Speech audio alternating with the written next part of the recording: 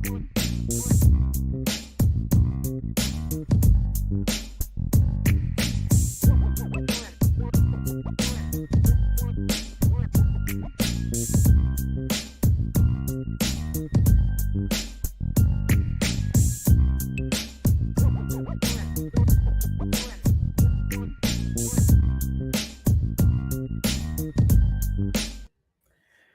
hey there. We roll into a brand new week.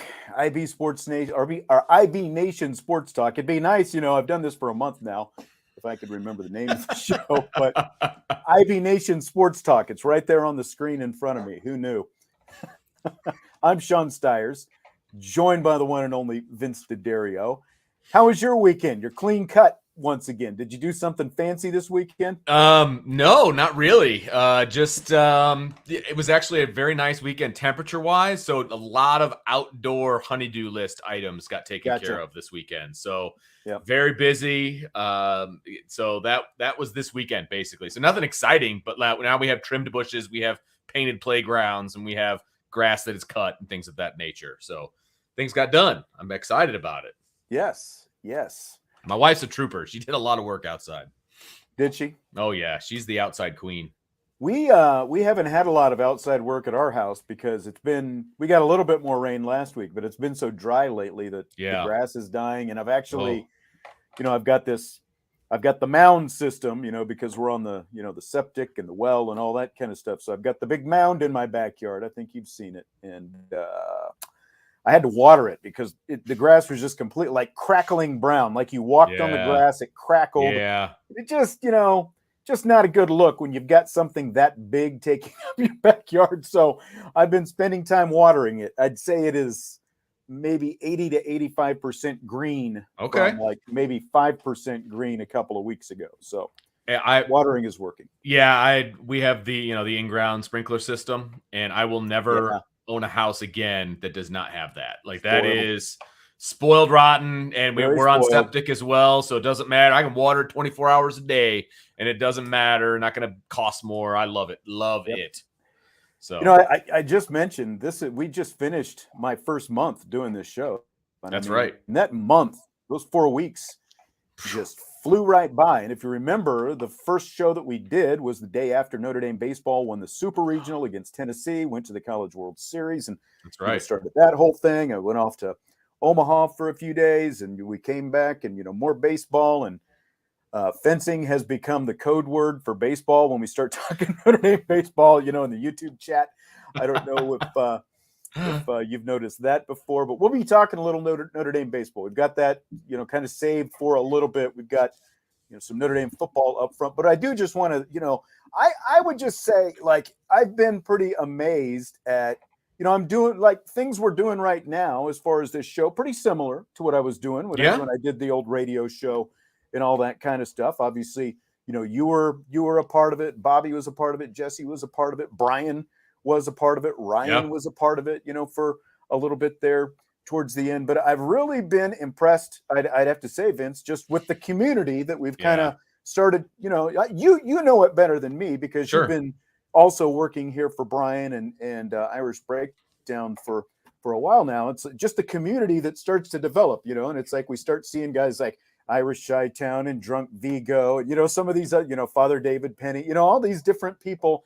There's others as well, Salted Virginia Peanuts and, the whole thing, and many, many more in the live chat on YouTube. But so we appreciate all the interaction. I think for the most part, guys keep it pretty fun. And, they try to have, like their quote unquote, serious comments about Notre Dame football and all that. But they keep it fun. There's a good community going. And, so I think that's really fun. And so I'd say that has been kind of the, maybe the most pleasant surprise out of doing this for the last 4 weeks or so. Well, that's the best part about Irish Breakdown is the community that Brian and I and Ryan and you now have all built, and then all of the viewers that have come in, because you're right. It's you recognize a lot of the names and you see a lot of the same people, and you get to kind of know their personalities based on what they're saying. And you get to know them kind of outside of it as well, through social media and things of that nature. And we just got a great group of people, man. And absolutely. It's a great group of people that care about each other and they care about Notre Dame. And it's just, it's awesome. And I never anticipated when Brian and I were talking about going live, right, and doing these live YouTube and all of these different things, because we were just putting out recorded videos, forever. Right. And we're like, do we do this live thing? Blah, blah, blah. I can't imagine Irish Breakdown without the chat. Not right? doing it live. Yeah. Yeah. I can't imagine it without that now. So what a great decision to go ahead and do that. And the people have not let us down. Let's be honest there. So yes, I agree with you. And it's almost impossible to explain the IB community to people that aren't a part of it, right? So like 2 months ago, if I tried to explain to you, what this was all about, you'd have been like, okay, well, I don't, whatever, sure. You know what I mean? And radio's different because, you're talking into the mic, you're doing your thing, you have your show, but you don't really get like the feedback and the questions and like the community vibe. And it's awesome. I love it. Yep. Big time. Big time. So we appreciate our listeners, whether it's on YouTube or the podcast platforms, whichever it happens to be. Definitely appreciate you. And, kind of maybe that's time for the quick reminder. Throw us the likes on YouTube. It always helps us out. Subscribe on YouTube. We've got over 10,000 YouTube subscribers now, and you can also follow, rate, comment, all that different stuff. Follow, rate, and comment on the audio podcast platforms as well, wherever you happen to get your podcasts. So, what with that, pretty quiet weekend, I think, for the most part. Not kind of what you'd expect for the early part of July, I guess, but. Not like last week. You got the 4th of July hot dog eating contest. Oh, yeah. I was thinking about this today. I was thinking about, man, it was just a week ago, Joey Chestnut and all that. What do you think Joey Chestnut does the week after the 4th of July hot dog eating contest? Do you think he's still like recovering? That's what I'm wondering. Like, does he try to get some road work in? Does he just veg for a couple of days? I've just got to imagine. I've got to imagine he's at least got to try to walk around a little bit, because that's got to be uncomfortable to eat like 60 to 80 hot dogs or whatever. Horrible. Dogs and buns. Dogs and buns. That's right. That's right. I can't even imagine putting that much food, that much just stuff inside my body. And then obviously it doesn't come back up this way. So it's got to come out other ways. And I just can't imagine sitting on the couch and just being like, ugh. If it comes back up during the event, they call it a reversal of fortune That's right. During the hot dog eating contest. I've got to think it's a reversal of fortune if it, anything that happens in the next couple days. I don't want to get too, graphic or anything, but it's like, we all know what we're talking about. Here's I guess question number 2. Is there anything? You've been known to consume, some food from time to time. Is there anything you think you could consume on a championship level the way Joey Chestnut consumes hot dogs? Not anymore. I mean, I back when you and I first met, I would back in those days, because you were like just coming out of your college days at that point. I would punish a press box buffet. Like that was that was almost my calling I vouch card. for it too. Onions, if I remember right. You were the onion guy, weren't you? Yeah. And they had the porta pit chicken up there and all that fun. Like we used Pizza to at dominate halftime. that thing. Yeah, it's great. Well, I mean, obviously that has fallen off. The press box part has fallen off. It's no good anymore. But I don't think I can hold as much as I used to be able to hold. You know what I mean? And that must be because I'm getting old or what. But like I can't eat as much as I used to eat. Like 2 meals a day, I'm good. The only thing, like I can crush some pineapple. Like some pineapple goes down. I don't know if I could again, like championship level, exactly what that would look like. Yeah. But I think I could maybe kind of give that a run. Some pineapple, or just like pepperonis straight out of the package. Oh, interesting. Like I like me some, some nice cured salted meats. So I was thinking like goldfish. I could dominate. I used to dominate the big carton of goldfish. Like, see, the problem with that is like it's carbs, right? And then you've also got to because your mouth gets so dry. Then you've got to have the drink there. I mean, they've got the water that they dip the buns starts in. Expanding and all that. That's stuff. true. Yeah. Like, you need an expanded stomach to put away championship level, though. I mean, that's man. I think so too. That would be tough. Too. Drunk Vigo I think competitive eaters deserve more respect. I mean, I think there's definitely a skill to it. Yeah, I mean, and you're using your I would body say as well. at a very high level. I mean, Yes. that's athleticism. I don't care what anybody says. And Stymie Snurdly, I eat Sour Patch Kids until I get a chemical burn on. I don't know how old you are, Stymie, but that's a lot of sugar. That is a lot of sugar. Don't need the sugar. Sour Patch Kids. All right. Well, we've got a lot coming up. Again, we'll touch on the Notre Dame baseball thing. Sean Stifler, and yes, we've already had some Stifler's mom jokes. I mean, they write themselves at this point. Like, I mean, how like that guy, because he's like right around your age. He's a little older than he's like 43, right? I think that's what I saw. Like a senior when you were a sophomore or something like that, probably. Yeah. But that's like right in the American Pie wheelhouse. That's high school. When it came out coming up. It came out when we were in high school. So I believe it came out in the 90s. So if it was the 90s, he was in high school, and I'm sure he has heard every Stifler's mom joke on the planet. And I give him a lot of credit for dealing with that for over the last 20 plus years. Yep, that's right. We'll get to that in a little bit. But I'll tell you what I'm excited about right now. What are you excited about? Speaking of, this is July 11th. It's Better Call Saul night tonight. Do you watch Better Call Saul, or did you watch Breaking Bad? I don't think you've watched either. Nope, right? You've missed out, and it is streaming and on demand and all that kind of stuff. So I highly recommend. Probably Better Call Saul might be more, like Breaking Bad went a little bit deeper with the drugs, and there were deaths. Sure, and, all that kind of stuff. Better Call Saul, at least a little more humor in there. But tonight kicks off the final 6 episodes, so I'm very excited about that. They're back later on tonight, so I'm be jumping into that. I think it's the final 6 episodes coming up, and of course it's the spinoff series from Breaking Bad. Gotcha. And, okay. Like spinoffs don't always work. Like for every Frasier, there's a Joni Loves Chachi. I don't know. Joey. Or there you go, Joey from Friends. Yeah, that's right. Ugh, man, it's like I tried, but just could not make it. So Breaking Bad was a great series, and a lot of critical acclaim, won plenty of awards. Bryan Cranston, Aaron Paul, they won Emmys and all that different stuff. So the series comes close. It comes to a close, and some people, they like the way it ended. Others were less satisfied with how Breaking Bad ended. And then they decide they're going to do this spinoff of one of the characters from the show. The lawyer, Saul Goodman, the funny guy. He's got all these quirks and crazy suits and, eccentric and all this kind of stuff. He's even got an alias. But who knew what to expect, because you're going from one of the most successful TV shows, at least in recent memory, in Breaking Bad, and then you're spinning it off. But again, you don't know how the spinoffs are going to work. So, they weren't even sure if it was going to be a comedy or a drama when it started, So the first season gets going a little bit slow. Bob Odenkirk kind of carried the show on his own. And, again, great supporting cast. They had a few, cast member, like more minor cast members, I guess, from Breaking Bad, but they had a little bit, that they drew in as well. Lead cast with, a pretty much freshly put together supporting cast, kind of like Marcus Freeman. Here we go. Now we're off and running. So Marcus Freeman at Notre Dame, these last 5 years, obviously very successful 5-year stretch in Notre Dame football history, double-digit wins every year.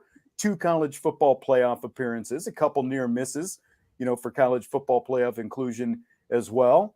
Freeman steps out of his supporting role as defensive coordinator. He jumps into the lead role. He's now the head coach, high-profile team, and all that. He had to put together a little, more of a coaching staff that he thought that he was going to originally have to put together. But here he is, 54 days to go until the season kicks off, and roughly a month to go until the start of training camp. So the question for today is, what's your expectation for this upcoming Notre Dame football question? That is the question we are asking today on Twitter. In fact, I did it fill in the blank style on Twitter today, kind of a rapid fire, lots of responses. There were. And I've got some of those.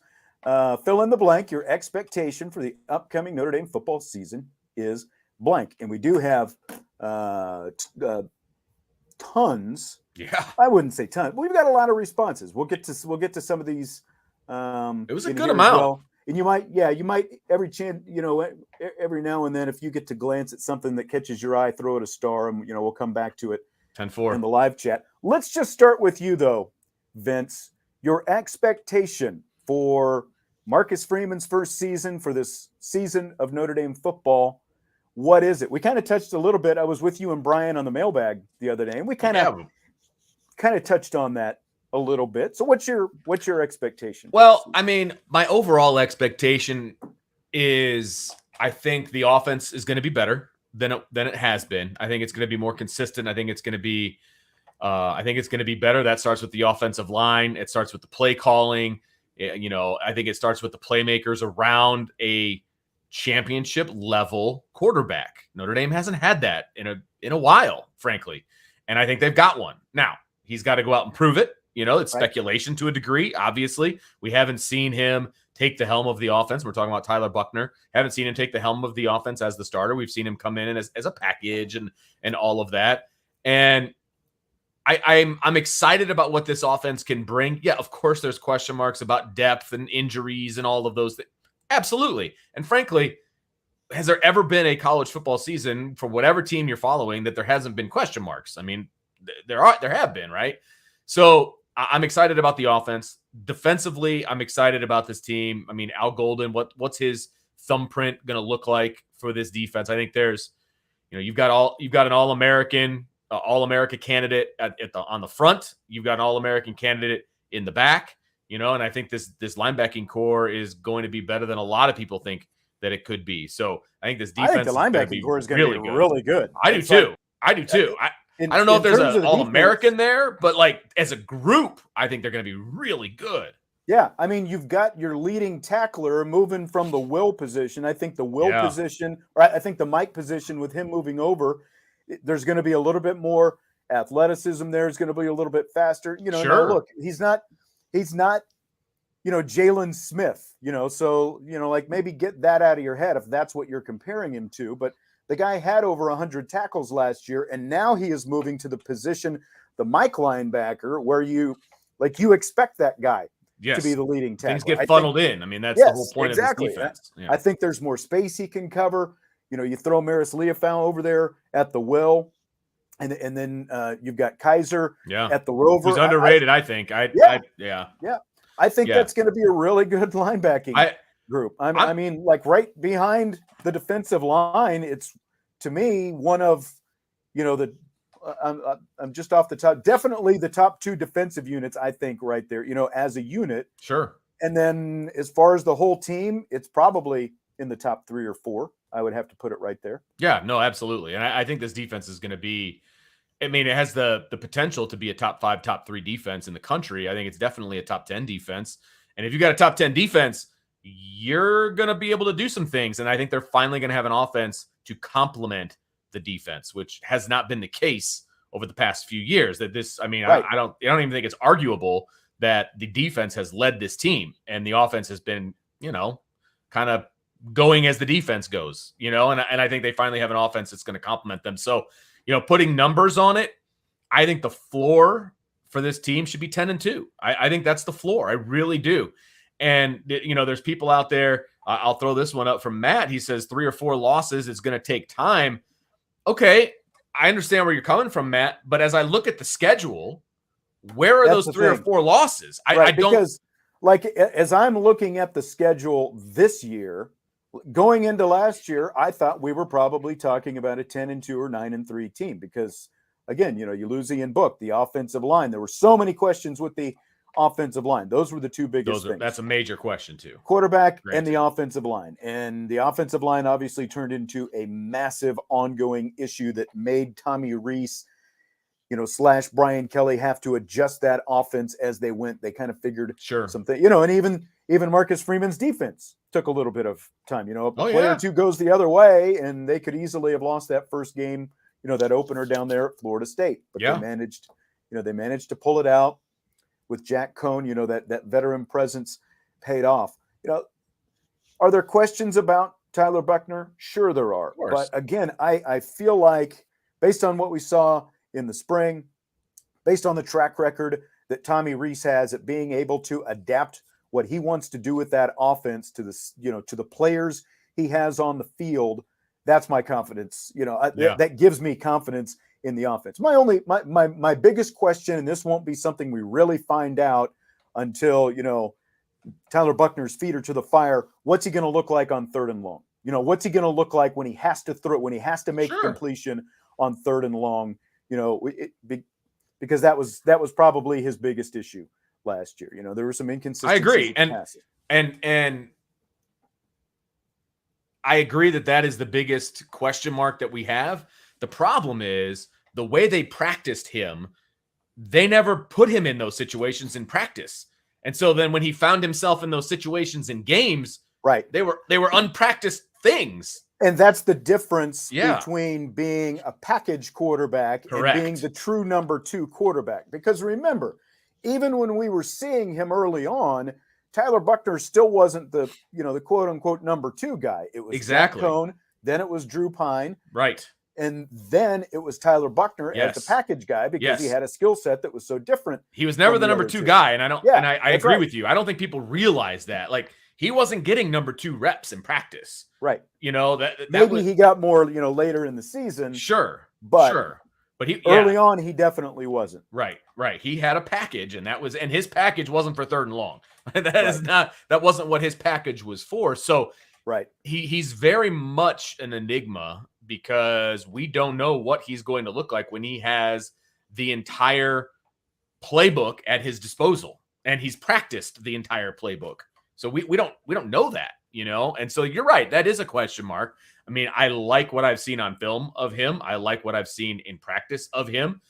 Really excited for the fall and getting into practice and watching what he's become over the last 6 months. I'm really excited about that. Again, at the same time, even though that is the question, again, I have confidence in the coaching that he has that it's going to look better. It's going to look a lot different than last year. So, even if Tyler Buchner is a question now, the offensive line is not near the question it was a year ago. Now, the depth of the running backs, the depth of the receivers, those are very valid questions. Even to an extent, maybe, the depth in terms of, it's like Michael Mayer, and there's obviously a drop-off, behind Michael Mayer. So, the front-end guys are all great, got complete confidence in. But, even to Buchner himself, the fact that he got experience last year, that was the biggest thing that we wanted to see for this guy. That he got on the field. He was, not standing on the sideline his whole freshman season after not having played his senior season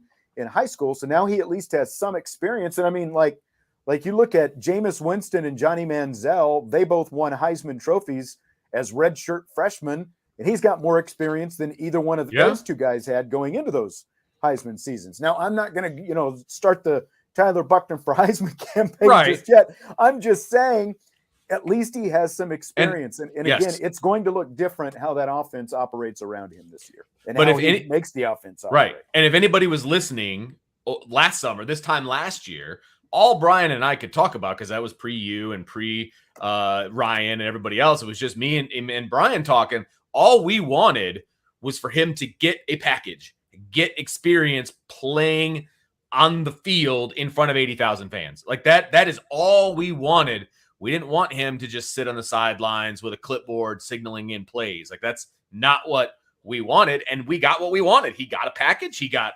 experience. And I mean, frankly, he got more experience than I ever thought he was going to get, because there were times that they put him in, kind of above his skis, but he got a bunch of experience. And I think that is going to pay dividends for this year, but it also gives us a little bit of, this is what he can do. Right? It gives us a little bit of that because we've seen it, as opposed to the only thing we've got on him is film from his junior year of high school. Right. So we at least know kind of what we're getting a little bit, but I'm super excited about this kid. We've talked about it for a long time. Notre Dame is a quarterback away from being a championship contender.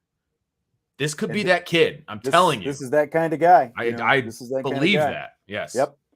Stymie says, full-time off-season program when Tommy has no restraints. I'm not worried about Tyler at all. I think he'll make big strides this year. And I think he will as well. Again, we saw some strides from him in the spring, when we were able to be out there. And like you, I'm hoping that we get to see some of fall training. Who knows exactly how much of fall training camp we're going to get to see, but it's like, what is that offense going to look like? Again, I said, like, even though like we all would have loved to have seen Tyler Buchner at the spring game, I don't think it's the worst thing in the world that Ohio State, especially, and everybody else didn't get a chance to see, what a Tyler Buchner full-fledged offense is going to look like. Allen is bringing the frickin' chat down. Notre Dame's going 8-4 this year. It's brutal. Come on, Allen. Well, come on, Allen. Allen, take some happy pills. Do me a favor, Allen. Tell me the 4 teams that Notre Dame is going to lose to. That's what I want to know. And right, because like you said 10-2 is the floor, and I tend to agree with that. I'm definitely right there, because like I could even see the 3 losses. Like Ohio State, Clemson, and then BYU. I know. Nobody wants to hear it. BYU, USC. Again, there are questions with USC, but it's the end of the season. So, sure, a lot of things can change between now and then, and that's totally fine. Yeah, BYU is a Shamrock Series game, right? Notre Dame has never lost a Shamrock Series game, ever. Odds are in their favor. So I like that. I like their chances there. I don't know. I guess we'll see. I guess we'll see. So Allen followed up. What did Lou Holtz do in his first year? Now, okay, this is a completely different situation. Yeah, what was the year before Lou Holtz? Yeah, that's exactly right. You're coming out. The reason Lou Holtz got the job is because they had to let Jerry Faust go. As great of a guy, as nice of a guy as Jerry Faust is, he obviously was not getting the job done on the field. It's coming, and that's usually the way these things go. This is the first time in the modern era that Notre Dame has been in this situation where they have had sustained success, and now you've got a guy who's coming in the midst and has been, at least for a season, part of that sustained success, 5 consecutive double-digit win seasons. And again, you've been to the college football playoff 2 times in that 5 years. Sure. Just missed out a couple more times. So it's like, now you're not coming in. Marcus Freeman's not coming in a rebuild situation where he's got to change the culture and all that. I mean, he was hired because he was part of the culture, and they wanted to sustain the culture. So it's completely apples and oranges, talking how Lou Holtz came in compared to how Marcus Holtz came in, and he inherited a 5-6 football team. That's back when they only played 11 games in the regular season. Mm-hmm. They were 5-6. Well, he went 5-6 his first year. So I mean, that's the answer. He went 5-6 his first year. Completely different scenario, right? So if Marcus Freeman does exactly what his predecessor did in his final season, I think we'd all take that. That's an 11-2 season, right? That's not terrible, So, there's that. One of the Twitter responses today says he's less optimistic this year than for next year, 2023. Will keep getting better under current recruiting regime. And, again, this is something that we talked about in the mailbag episode on Friday. We had, I think a lot of people tend to be falling into this line of thinking, Vince, that this is going to be the big transition year, but it's, and then it is next year that they're building toward. And like when I look at the composition of this roster, again, if you get some injuries in some key places, okay, I could see, maybe you're in some trouble. Running back, quarterback, receiver, wherever it happens to be, in the secondary, those kind of things.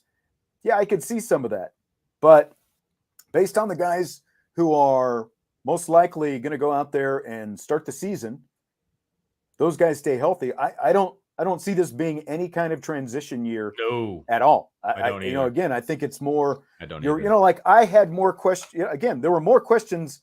I felt like more significant questions going into last year. And look what last year ended up like. Yeah. And the schedule was roughly the same. Right. Yes. That's kind of how they're building these schedules year in and year out. Yeah. You've got 2.5 to 3 games that are, 2 games that are definitely going to challenge you, depending on how some of these other teams are. Another one of these teams might challenge you. Like we can, kind of sit back and laugh at USC, but let's face it, with Lincoln Riley, more likely than not, they're going to get better over the next few years. So that's we're gonna start to look at that differently. And then again, you've got a BYU on there. So, I mean, it's like it's going to come down to a handful of games every year, Sure. whether it's going to be an 8-3 or, 10-2, 11-1, 12-0. I think that I agree with you. I think 10-2 is the floor, and there's still a lot more ceiling after that. Yeah, I mean, you can work your way, and we can do this if we want to. You can work your way through the schedule, and you can poke holes in almost every single opponent that Notre Dame's going to play, with the exception of Ohio State, and even Ohio State has holes. I mean, there's no question about it. Their defense is a giant question mark right now, but that means Notre Dame's offense needs to step up.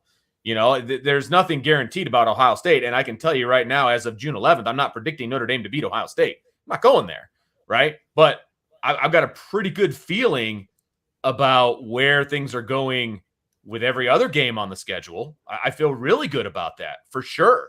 And I was kind of keeping an eye on the chat, and I'll go ahead and read this from Michael Johnson. He says 10-2, 11-1. Stop with this USC and North Carolina crap. Both of these teams have bigger problems than Notre Dame. This BK PTSD has to stop in our own fan base. And that's what it is. He's right. All of this thinking goes back to the guy who used to be the head coach. That's the perfect way to put it. Yes. BK PTSD is it's what 100% accurate. And it's like everyone's wringing their hands about, all these different things. Yeah, it's like you're coming up with doomsday scenarios. I don't buy North Carolina either. North Carolina should have been better last year, and they challenged Notre Dame. Let's face it, because again, that turned into a shootout. It was a very entertaining game. You would rather have seen Notre Dame, win that in a different fashion. But Sam Howell, you had a really good quarterback. You had some skill position guys out there for Carolina who are playing in the NFL now. So, and again, the defense was up and down to an extent. I'm not buying North Carolina this year. Again, it's the three big games to me are probably what they are for most people. Look, USC has a ton of skill kids. They're pulling in skill kids from across the board. The problem is they can't land any big boys. Their both lines are going to be not great. And if you can't protect your quarterback and if you can't stop the run, you're going to be in trouble. And USC is going to be markedly better than they were last year. Markedly better. They won 4 games last year. They're probably going to flip their record, right? 4-8, 8-4. I think that's accurate. I think that's logical because the Pac-12, it's not very good, right? So they're going to get a bunch of wins. But when it comes down to it, man, I just don't see USC being all that tough. Now, that's the last game of the season. A lot can happen between now and then. We're going to know who USC is before Notre Dame goes out to LA. And I talked to RJ Abatia, who covers USC, last week, and he's, I asked him about the 2 lines. Defensive line is a big issue. They've got a high-end guy, but after that, there's just a lot of questions on that defensive line. He said he felt like the offensive line legitimately got better as the season went on last year, and that by the end of the year, they were, much better than they were at the beginning of the season. But because of the way they were, it's like nobody was really talking about that. So that, again, we'll see. But again, that is game number 12. That's game number 12. Yeah, right. So. And they should be better. They could only go this way, right? I mean, they should be better. Notre Dame's offensive line was better at the end of the season as it was in the beginning of the season. But I don't think anybody would have said that Notre Dame's offensive line was good. You know what I mean? There are questions for Marcus Freeman as a first-time head coach, and some of them played out in that Fiesta Bowl. How much does he learn from that Fiesta Bowl? He kind of got a free, sort of like a free exhibition game, basically a game under his belt to see how he would react. And now how does he kind of do that going forward? Let me ask you this. I had that article last week, the Bill Polian thing. I was thinking about, I was originally going to use that to talk about on a show, but then I was like, oh, you know what? I'll just kind of write this and, I'll publish it.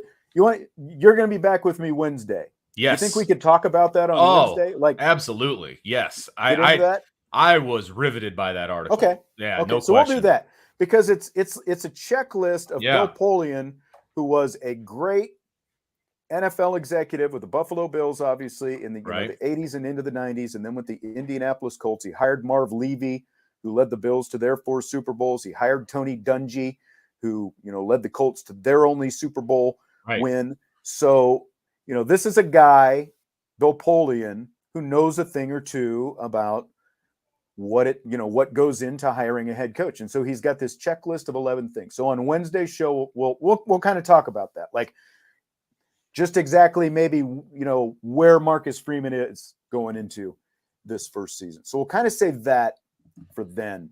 But like D-Rock Irish says, do you think a bad loss to Ohio State and 3 or more losses this year will create a flip of our verbal commitments to other schools? I honestly worry about that possible scenario. Again, Sean, what do you think about that? This to me is like more of the post BK PTSD, because that's all these people, all these kids are committing to Marcus Freeman and this staff without having seen them really coach a game. Again, like the Fiesta Bowl is it. I don't feel like you and I don't cover recruiting on a daily basis.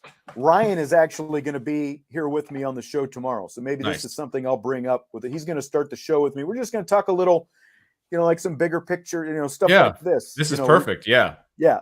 So I would say, my gut feeling is like when you talk to recruiting guys, the wins and the losses typically don't, like in the moment, they don't drive a kid in terms of what their decision is. So I don't think now when you're competing with Ohio State for some of these guys, could you get a flip or two? I suppose maybe, I don't know, but I tend to say no.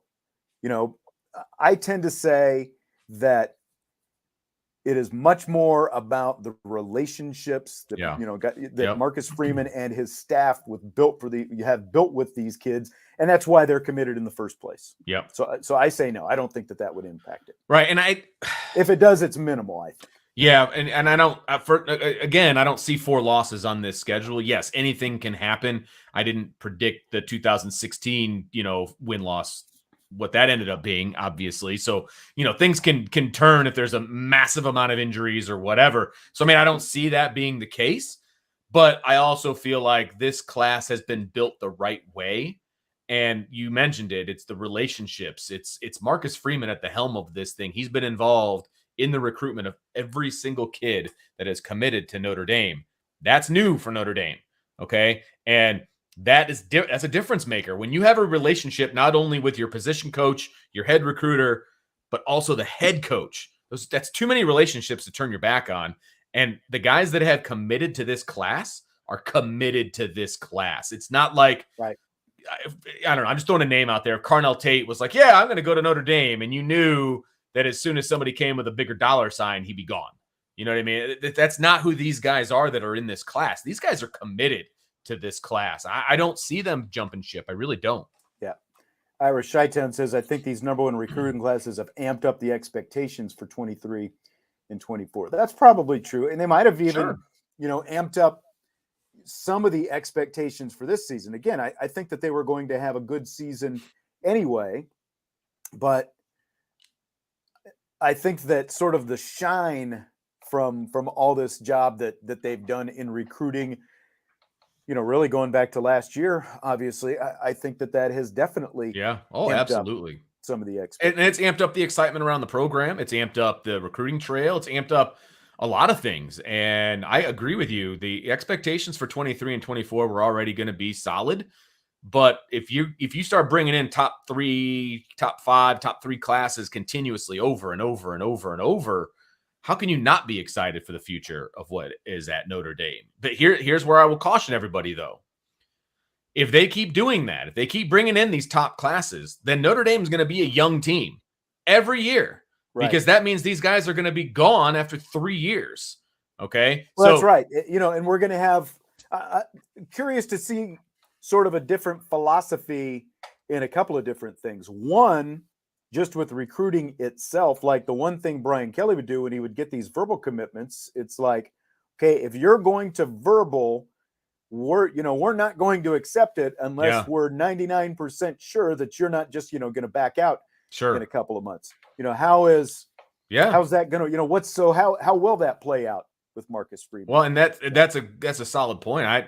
And the point I was making about the team being younger and kids leaving after 3 years is you can't use the word rebuilding then, right? Oh, well, Right. we're going to have so many young guys because so many kids are leaving. That's what you get when you have all these good recruiting classes. Guys aren't going to be here for a super long time. Football players graduate in 3 years. Some of these top guys are going to leave after 3 years with a degree in hand, and they're going to turn it over to a true freshman or a true sophomore. But we can't keep using the term rebuilding. It's going to be a reloading situation if you're bringing in all these top classes. So we have to change our thinking. We have to change our mindset when it comes to this team. And I think that's really important for people to understand.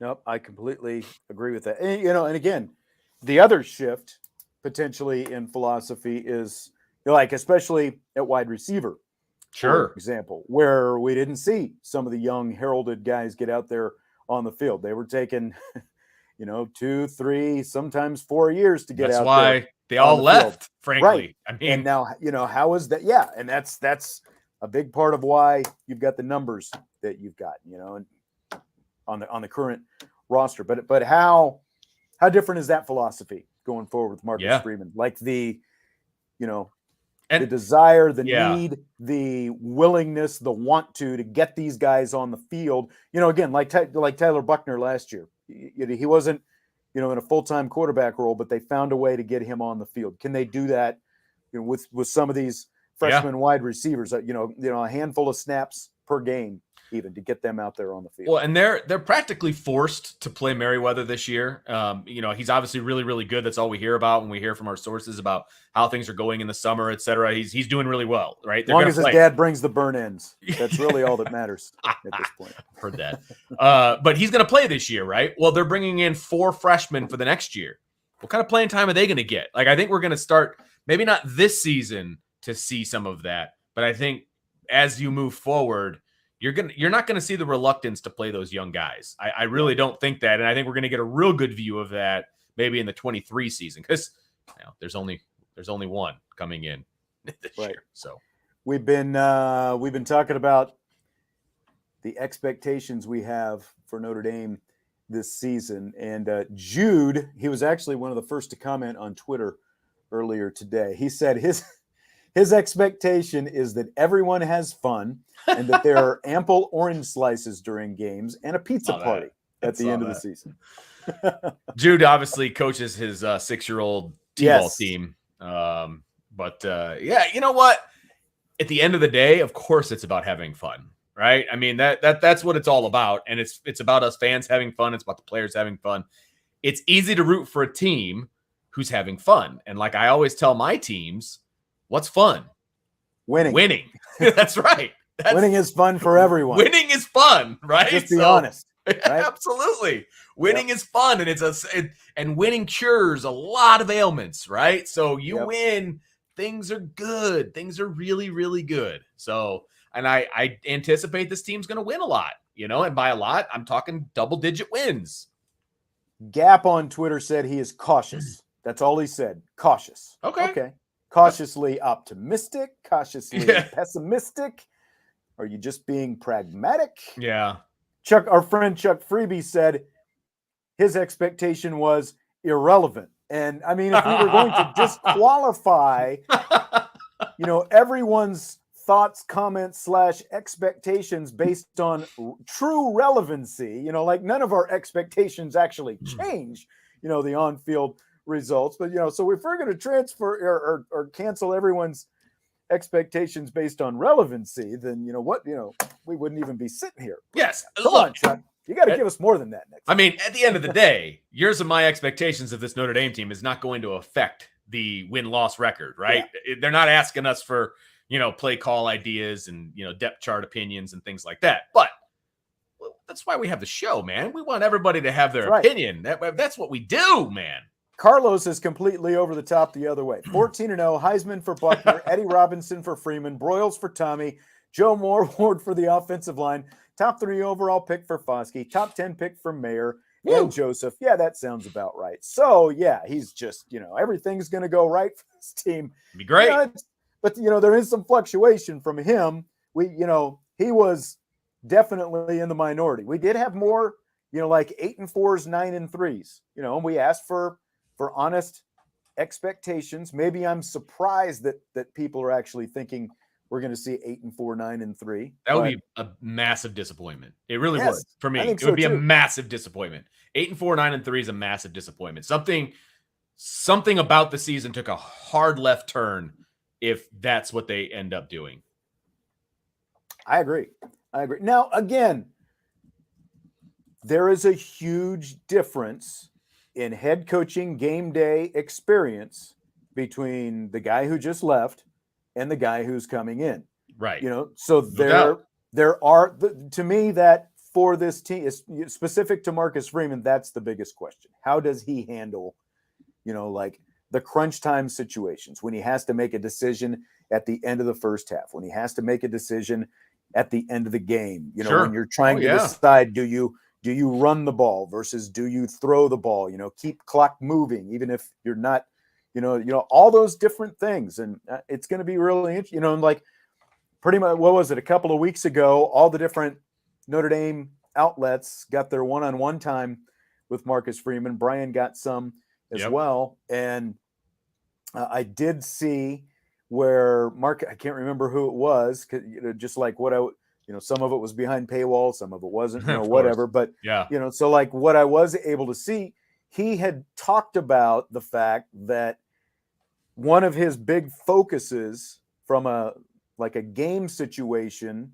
that he's, something he's doing this off season is he is going back and looking at film for both Notre Dame and the opponents, like the last 4 minutes of each half, last 4 minutes of the first half, smart, last 4 minutes of the game, and sitting there and saying, okay, how am I going to react to this? What's my decision? Sure. All these different, now it's different when you're on the sideline versus doing it for real. Absolutely. And you've got, 45 seconds to make every decision, basically, less than that to actually make the decision, so there's a big difference, but at least he's sort of training his brain to get into that mode that he's going to have to make those decisions. He knows that that's the biggest adjustment I think that he's going to have to make on game days. Absolutely. And if we think that he was able to do that prior to the Fiesta Bowl, you're kidding yourselves, right? I mean, he had 3 weeks to prepare, and that means 3 weeks to get practice going and all of those different things, get his staff right in the head and all of these different things. And that's not an easy thing to do. He wasn't studying end of game scenarios, right? And I don't give him a complete pass for the Fiesta Bowl. People seem to think that I do. That's not what I'm doing at all. But he did let Mike Elston handle the defense all the way. It was a job interview. I mean, that is part of it. I don't see that being the case moving forward. You know what I mean? No, I mean, that's a good point, because if that had gone differently for Notre Dame's defense in that game, maybe Mike Elston is here as the defensive coordinator instead of up at Michigan right now. 100%. I mean, he left not only because that was his alma mater, because he got passed over for defensive coordinator again. Which I get. I totally understand it. And when your alma mater comes calling, you go. I get that too. So there were extenuating circumstances with the Fiesta Bowl. Again, I'm not giving him a complete pass, because if he won that game, we'd be like, well, he's 1-0 right now.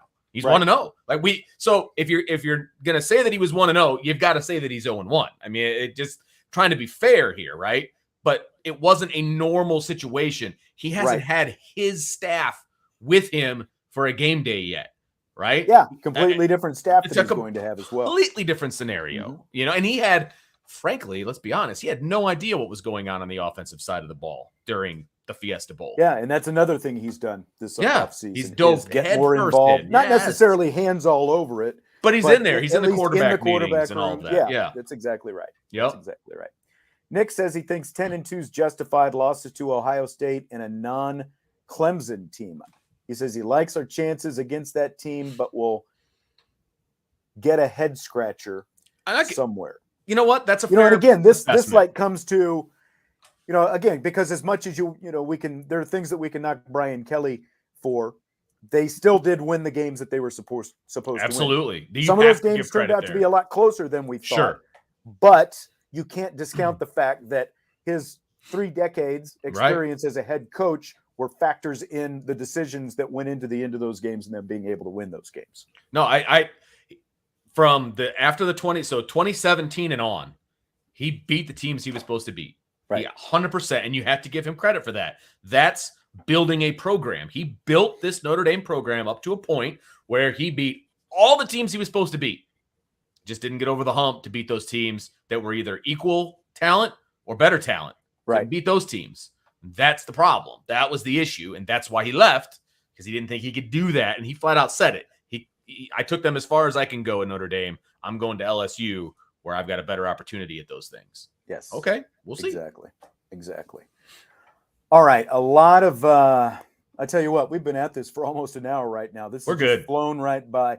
Do you want to talk a little bit about the new baseball? Or Absolutely. We have the new baseball coach since we have a super chat that talks about the base, so it's a perfect transition. Oh, we've got a super chat. Throw it up there. Yes, we do. From Will Claw. Thank you very much, Will. Very much appreciate it. It says, hey guys, I'm actually a student at VCU and a big Notre Dame fan.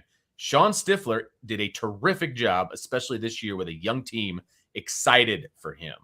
Right. And so the reports are, and I've been able to get some confirmation on this, that Sean Stifler, the Virginia Commonwealth head coach, is going to be Notre Dame's next head coach, with, of course, Link Jarrett going to Florida State 2 weeks ago.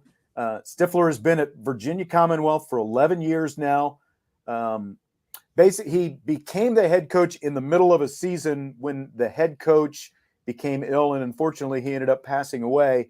But the job Stifler did for the next decade after that, he went 352 and 206, 144 and 71 in Atlantic 10 play. Virginia, he's one of just 7 programs in the nation with at least 34 wins over the past 9 seasons. So, pretty good company right there. He was the A-10 Coach of the Year 3 years ago. And they've also been to the NCAA tournament each of the last 2 years, and he's taken them to the tournament 3 times in his 10 seasons, including the program's only super regional appearance in 2015. So this guy has had a lot of success. He comes from a pitching background. He was a pitcher in college. Nice. He was the pitching coach before he became the head coach. And, the other part of this is you've got a guy just like Link Jarrett basically coming, he's got a good track record at a mid-major from the South, and now he's coming up north to take over Notre Dame. So what do you think about this guy, Vince? I mean, I didn't know him. Obviously, I don't know him personally. I did the resume lookup similarly to you. I'm sure you've got more specific information than I do, but the track record of Notre Dame, I mean, what they do, and we talked about this the other day. I think it was in the mailbag. The shows run together.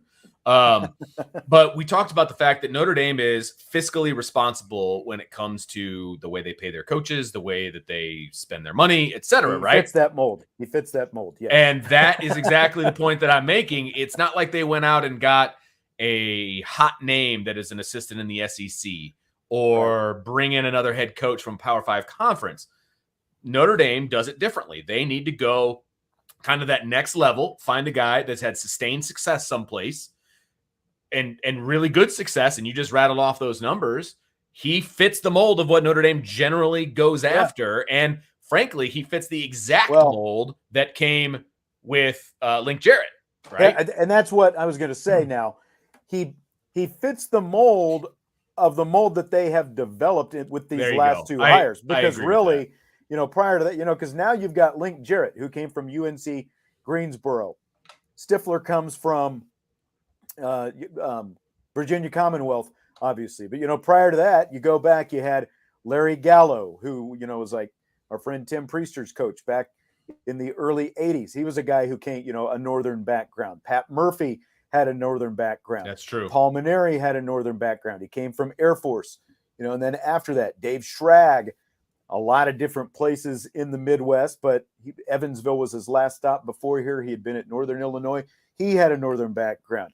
Mick Aoki, Boston College and Columbia had a Northern, so they've really, that was kind of their mold. It was like, okay, do we, the thinking, now you've had some different assistant and associate ADs who are a big part of this hiring process. It is typically, they're the ones who lead this coaching search, and then, they come in and they talk with Jack Swarbrick and all that stuff, but it is the sport administrator that's kind of spearheading the search for this job.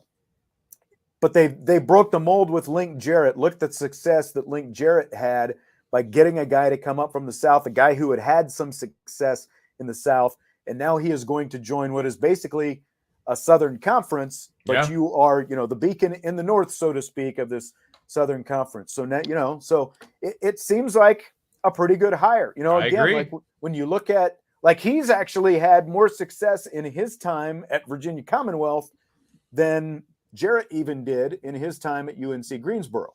So, when it comes to NCAA tournament appearances and such. So Absolutely. it sounds like a pretty good hire to me. Yeah, no, I think it sounds like a great hire, and I'm excited about it. I'm excited to see if Notre Dame can continue on the success. I think the first thing he's going to have to do is take a look at that transfer portal that has a bunch of Notre Dame guys in it and try to get those guys to come back. I mean, I don't know if that's even possible, but here's a big question to me is we also found out that Link Jarrett's two assistants, Rich Wallace and Chuck Ristano, are going to leave Notre Dame, and they're going to join Link Jarrett's staff down there at Florida State. And Ristano has done just a great job with the pitching staff here at Notre Dame for two really different coaches, really Mickey Aoki, and Link Jarrett. But, so now with Ristano going down there, and you've already got all these pitchers in the transfer portal, like Jack Findlay and Alex Rayo, being the two big ones. I guess, are you going to, if these guys end up following Jarrett and this whole staff down to Florida State, does it make you look at Link Jarrett a little bit different? Like if he basically raids Notre Dame's roster and takes all these guys down there. You could look at it both ways. You absolutely could. You could be like, oh, sure, you leave and then you take our best players with you and et cetera, et cetera. And I get that. I totally understand that part. But for me, I look at it as what he was able to accomplish while he was here, and what he does after, that's different. And if those guys decided, I mean, nobody put a gun to those kids' head and told them to go to Florida State. They made the decision to leave Notre Dame and go to Florida State. Right. If that's their decision, then so be it. I'm sure that they had discussions with one or more of the coaches, and they said, hey, there's going to be a spot for you down in Tallahassee. But I don't know. I don't look at it any differently. That's me, but I can very easily see how people would. It was already going to be a big roster rebuild, and like if you look at Notre Dame's offense this season, like they didn't light the world on fire in any particular offensive category, but they did, a lot of small ball type things. They could score runs in different ways. That's what made the offense go. So they didn't have great slugging percentage or on base percentage or any of these different kind of things. Although they did, set a program record for most home runs in a season. But what really was what carried them, and this is like, again, so many similarities between Jarrett and Paul Mainieri, the way these two coaches did things, because, like the offense that I just talked about, that was a big hallmark of Mainieri's teams, being able to manufacture. But then you also invested heavily your scholarships in the pitching. And, you're a baseball coach, Vince. I've been a baseball coach. We all know, you're not going anywhere if you don't have pitching. You can't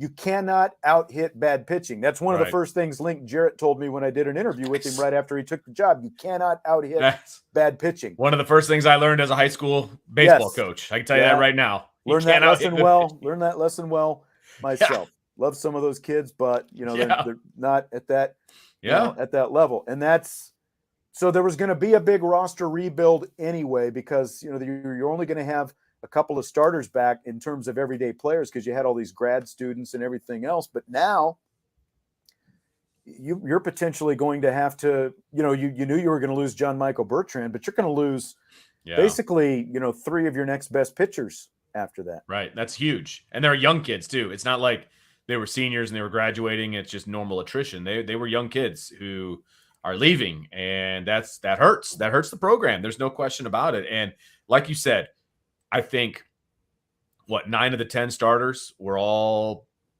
seniors or with limited eligibility left after this season. So it was going to be a massive rebuild anyway. Yeah. But when you've got that foundation of good pitching, it makes things a lot easier. I will say that.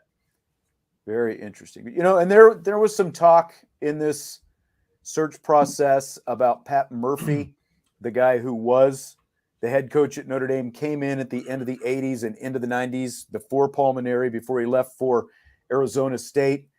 I think both this cycle and when Link Jarrett ended up getting the job, and I'm not trying to disparage Pat Murphy because I think he's a really good coach. Like when you look at his personality versus the personality of some of these other guys, it's a lot different. There's a lot different kind of intensity and uniqueness that goes with Pat Murphy's.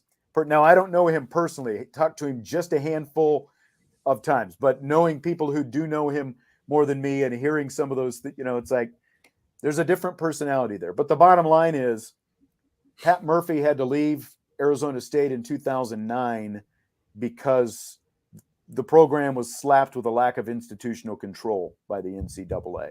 And he's been Craig Counsell's bench coach up there in Milwaukee, right? Since 2015. And of course, Counsell played for Murphy here at Notre Dame. I just don't think, there's a reason, Pro Bowl's a good job. He gets a nice paycheck. He gets to, go to the ballpark every night and he gets to be involved. But I think deep down, he really does want to be a college baseball coach again. Definitely wants to, to be able to call his shots. I just think that, especially at a place like Notre Dame, you start talking about lack of institutional control is why you were forced to resign 13 years ago. I just don't see that, I don't see that playing. And obviously it hasn't, based on how the last two hires have gone. Yeah, no, I couldn't have said it better myself. Okay. We're running a little bit of short on time. I wanted to get in like usual. I wanted to get at least one of these rapid fire. Okay. All right. So after the Colorado Avalanche won the Stanley Cup. This is a great one. So the Colorado Avalanche win the Stanley Cup a couple of weeks ago. So yes. Denver Post beat reporter Mike Chambers tweets a picture of himself with the Stanley Cup over his head and a cigar in his mouth. So he's like, hey, yeah. I don't know if you've seen the pictures. I have not, but I got a good visual. But that's kind of, the little impression that I did there. So, and he's also got a picture of himself with Colorado Avalanche captain Gabriel Landeskog and the trophy together. So after this guy tweets these photos, both fans and media alike have been calling him out, calling him a jock groupie. That's the best term, by the way. Questioning his objectivity as a beat reporter. So I'm curious, what do you think about a beat reporter specifically doing something like this? Like he's the guy, he's on the beat, he's, the quote unquote journalist, the news, all that different kind of stuff. What do you think about a beat reporter doing something like this? I think it's Bush League, to be honest with you. Now, I realistically try to put myself in his position. Okay. So, I'm following Notre Dame. I'm at all their games. If they win the national championship, I'll be at the game and I'll probably be on the field when it happens. Right. Okay. I'll be taking a ton of pictures. Okay. I will be. Yes, you would. Yes, you would. Now, will I even with the trophy, right? If you had the chance. If I had the opportunity, absolutely. Here's the difference. Number one, I'm not going to be going up to players and put my arm around their neck and doing like selfies and stuff. Like that will not happen. Right. Okay. Number two, if I did all of those pictures, they're for me. They're not going up on social media. I'm sorry that those are for me to enjoy. I'm not putting that out there because guess what? The only way I got that access is because it's my job. And if I want to keep my job, I'm going to keep those pictures to myself. Right. That's how I see it. Like, look, I'm going to be the happiest guy on the planet if Notre Dame ever wins the national championship. Okay. The happiest guy on the planet. But there is a line that I think that guy not only crossed, but he leapt over it and then just made his bed right there. Like that's just nuts. Chi-Town says there are a lot of local beat writers that are homers. And I agree with that. And I think that, with the proliferation of the internet and social media and everything else, we definitely see more of that today than we saw 20 years ago. I guess, it's like, it's the Denver Post. Like there's still, to me, there's, even though newspapers are dying, there's still something about you're the beat writer for the local newspaper. So it feels different to me, and like even, like my experience getting to be a play-by-play, like when the Notre Dame women won the national championship in 2001, I was the play-by-play guy. Right. And after that happened, I was basically, after, broke down the equipment, all this different stuff, and the team was whisked here and whisked there. This is, all this stuff going on, beyond just on the court, all this different stuff and pictures being taken. And I literally, like as the play-by-play guy, I feel like there are less, sort of unwritten rules about how you're supposed to, because the play-by-play guy's a little different. You're closer to the team. Like you're part of the entourage. I literally traveled with the team. You're on the plane with the team and the whole thing. But, like there were pictures where, where the team was taking pictures with trophies and all this different stuff. And it's like, I back off over here. I backed away from that, if I had the opportunity to take a picture with the trophy, maybe I do that. Now, there also wasn't social media back then, because this is 2001. And then, even like with the College World Series team in 2002, a year later.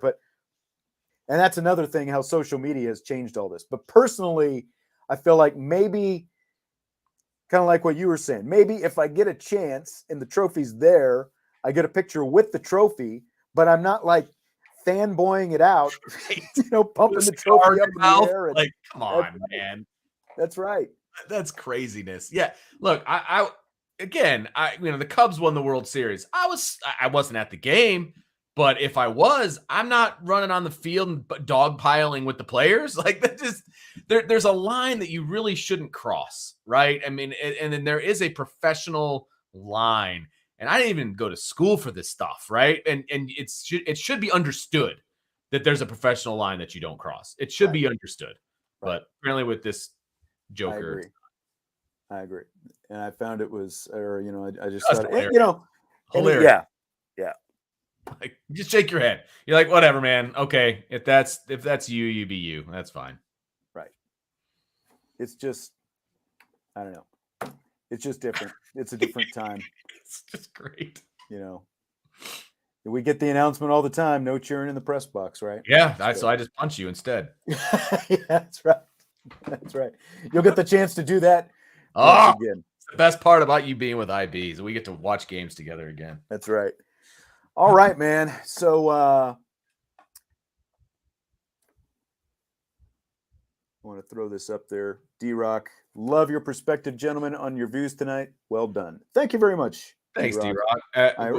One thing we will never be short on is our others as well. And Stymie just said this. Sounds like the type of writer that uses we when the team wins and they when the team is struggling. And me. It's like we. I'm using my air quotes. We has been a word that I never use. No matter if I'm doing play-by-play or any of that kind of stuff. Back in 2004, when you and I met, That's right. And we started working together, covering Notre Dame sports, football specifically. That's the first thing that you told me, because I didn't know anything about this business, right? I was a teacher, I wasn't even a teacher then, but it was not my business. You're like, look, we're not fans. You don't use the word we.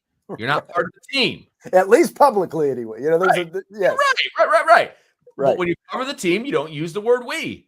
And I subscribe to that wholeheartedly. It makes perfect sense. I'm not part of it. They don't ask us about strategy. They don't ask us about the depth chart. We're not running the bases. We're not running for first downs. We're not doing any of that stuff. It's not my team. It's the team that I follow. It's the team that I cover. You will never hear me use the word we. And if it accidentally slips out, I will correct myself immediately because of what you told me almost 20 years ago. Don't use the word we. You're not part of the team. That's right. It's facts. Words to live by. Yeah, right? Man. And, honestly, and I think once you start covering the team, just sort of being in that, daily grind and the whole thing, it can knock some of that out of you anyway. Like you still have something, but it can still kind of knock it out of you. It does. No, it absolutely does. I try to keep that, that line very clear, so. Right. All right. Vince is going to be back on the show Wednesday. And so you definitely, you want to do the Bill Poland thing. I think that'd be a lot of fun. Right? I think that'd be a lot of fun because it was a really, really good read. And so anybody wants to go and check out irishbreakdown.com. The story is up there. Sean put it out a few days ago. It is a really, really good read, but I think that'd be fun. All right. So it's the Bill Polian checklist, the 11 things that he considers most important when hiring a head coach. And the way I wrote it up, I basically put it up against, okay, these are his criteria. How does this fit with Marcus Freeman? So we'll get into some of that on Wednesday's show. Ryan is going to be on tomorrow, and we'll start off the show with a little bit of recruiting talk, like I said. And then Jesse is going to be here with me tomorrow. And we are going to, when Jesse is here, we're going to discuss a handful of would you rather things as they pertain to Notre Dame, and maybe like a couple of other things as well. So it's like the things that, it's like I don't want to give it all away, but it's like, okay, you can have this scenario or you can have this scenario. You're going to make them tough too. You're not going to make them. That's right. That's right. I like to make it hurt whenever I can. So I know how you roll. That's right. All right. That's right. So that's what we'll be doing tomorrow. So looking forward to it. Appreciate it, everyone, for stopping by once again tonight. Don't forget, hit that subscribe button on YouTube. Follow us, like us, rate us, all that different stuff. Rate us, comment, follow us on the audio platforms as well. I know I probably talked in a circle there, but it's like a little bit different with every platform. Oh, it is. I'm trying to hit like all the different things that you can do, but it definitely helps us out. Great to have you with us here tonight. If you missed any part of the show, don't forget it's always archived on YouTube, and of course it goes to those audio platforms as well. Your Apple Podcasts and your Spotify's and all those different outlets the day after the show, as well, the morning after the show. So looking forward to, I know we've got a ton of listeners on all those different platforms.